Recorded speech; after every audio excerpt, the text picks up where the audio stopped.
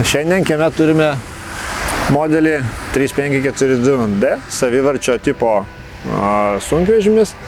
Šis sunkvežimis yra tripusio vertimo su Boardmatic funkcija vienoje pusėje. Naujieji F-Line sunkvežimiai turi gausybę saugumo technologijų. Aišku, paklausyt, kam saugumas bekeliai, reikia, nes iki bekelės reikia davažiuoti.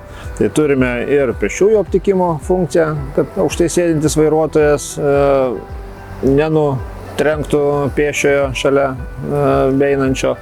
Turime ir galinio vaizdo kamerą, kad ne tik pipsiukai skambėtų, bet ir vairuotojas matytų, kas vyksta už sunkvežimio, tiek prisiparkavimui, tiek dėl saugumo.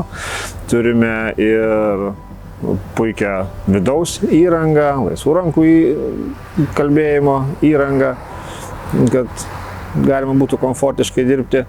F-Line sunkvežimių kabinos ergonomika yra atnaujintas ir prietaisų skydelis, ir multimedijos sistema atnaujinta su įvairiom papildomom funkcijom. Patį prietaisų skydelį matysite jau kaip ir Ford bestsellerio F-Maxo.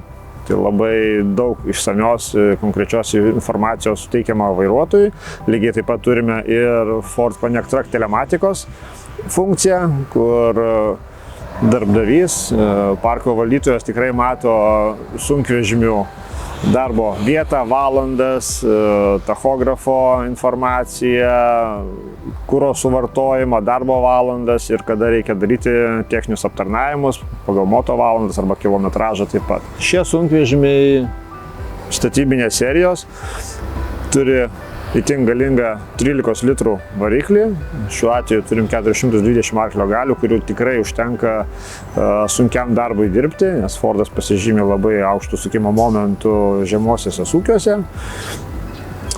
Greičių dėžė yra Ford EcoTorque 16 pavarų.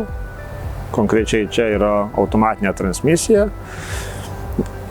tam, kad būtų užtikrintas patogus ir saugus darbas vairuotojui.